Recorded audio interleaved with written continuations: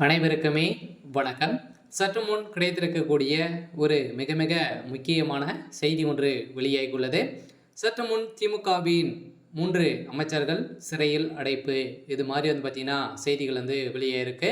இப்போ 2 நாட்களுக்கு முன்னாடி திமுகவுடைய ஒரு மிகப்பெரிய ஒரு பினாமியாக இருக்கக்கூடிய 3 அமைச்சர்கள் பார்த்தீங்கன்னா வீட்டில் அவருக்கு சம்மந்தப்பட்ட இடங்களிலும் அமலாக்கத்துறையால் ரெய்டுகள் நடத்தியிருந்து, இந்த ரெய்டின் அடிப்படையில் எக்கச்சக்கமான பணங்கள் மூட்டை மூட்டையாக சிக்கிய சம்பவம் அடிப்படையிலும் முக்கிய ஆவணங்கள்லாம் பார்த்தீங்கன்னா சிக்கிருக்கு. இது வரைக்குமே 50,000 கோடி ஊழல், மெகா ஊழல் பார்த்தீங்கன்னா முதல்வர் ஸ்டாலினுக்கு மட்டுமே கமிஷனாகவே லஞ்சமாகவே போயிருக்கு. ஸோ அதெல்லாம் பார்த்தீங்கன்னா ஒரு முக்கிய புள்ளிகளாம் பெரும் பினாமியாக இருக்கக்கூடிய அமைச்சர்களாம் சிக்கியிருக்காங்க.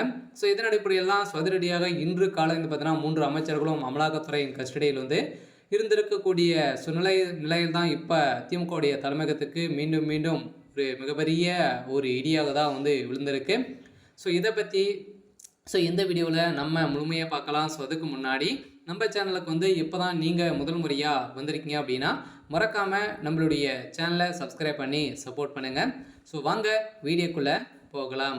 ஸோ பார்த்தீங்கன்னா 2 நாட்களுக்கு முன்னாடி செந்தில் பாலாஜி மற்றும் ஜெகத் ரட்சகன் தொடர்புடைய இடங்களில் பார்த்தீங்கன்னா அமலாக்கத்துறை சோதனை நடத்தியது. ஸோ அதில் சோதனையின் அடிப்படையில் எக்கச்சக்கமான பணங்களும் அவருக்கு சம்மந்தப்பட்ட இடங்களும் ரைடுகள் நடந்ததில் இந்த ரைடின் அடிப்படையில் சட்டவிரோத பண பரிவர்த்தனை தொடர்பாக அமைச்சர் செந்தில் பாலாஜி, திமுக எம்பி ஜெகத் ரட்சகன் ஆகியோருடைய தொடர்புடைய இடங்களில் அமலாக்கத்துறை அதிகாரிகள் நேற்று சோதனை நடத்தினர். சோதனையில் உள்ள டாஸ்மாக் தலைமை அலுவலகம், கோவையில் உள்ள தனியார் மதுபான ஆலை, ஸோ அனைத்துமே பார்த்தீங்கன்னா திமுக சார்ந்த செந்தில் பாலாஜி மற்றும் ஜெகத் ரட்சகன் ஏவா வேலு மூவருக்குமே சம்மந்தப்பட்ட இடங்களிலும் பார்த்தீங்கன்னா அதிரடியாக ரைடு நடந்தது. இந்த திமுகவுடைய கூட்டணி போட்டு பார்த்தீங்கன்னா நிறைய மெகா ஊழல் செஞ்சுருக்காங்க அப்படின்ற மாதிரி தான் இப்போ தொடரப்பட்ட வழக்கின் அடிப்படையில் அதிரடியாக இது நிரூபணமாயிருக்கு. இது வரைக்குமே 50,000 கோடி பார்த்தீங்கன்னா இப்போ திமுகவுடைய தலைமையகத்துக்கே போயிருக்கு. இந்த நிலையில் தான் கோபாலபுரம் நடுத்தருக்கு வரக்கூடிய நிலை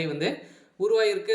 கோபாலபுரமும் தெரியும் கூடிய விரைவில் சிக்க போகிறாங்க. பார்த்தீங்கன்னா கோபாலபுரத்தில் கை வச்சாங்க அப்படின்னா திமுகவுடைய தலைமையகமே கலையக்கூடிய நிலை உருவாகிருக்கு. இந்த நிலையில் ஏற்கனவே செந்தில் பாலாஜியுடைய விஷயத்தில் வசமாக செந்தில் பாலாஜி சிக்கியிருந்தார். மீண்டும் புழல் சிறைக்கு போகிறதுக்கான அனைத்து ஏற்பாடுகளுமே கட்டாயமாக்கப்பட்டுள்ளது.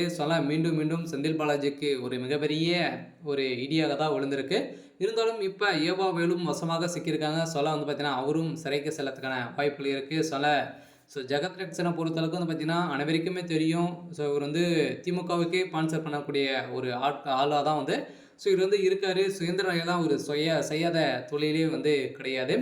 இந்த நிலையில் சதுரடியாக இந்த 3 அமைச்சர்களும் இப்போ அமலாக்கத்துறை கஸ்டடியில் இருக்காங்க. நீதிமன்றம் என்ன தீர்ப்பு வழங்க போகிறாங்க அப்படின்றத வெயிட் பண்ணி பார்க்கலாம். சரி, ஓகே. இதுக்கான அப்டேட் இதுதான். மறக்காமல் நம்மளுடைய சேனலை சப்ஸ்கிரைப் பண்ணி சப்போர்ட் பண்ணுங்கள். தேங்க்யூ.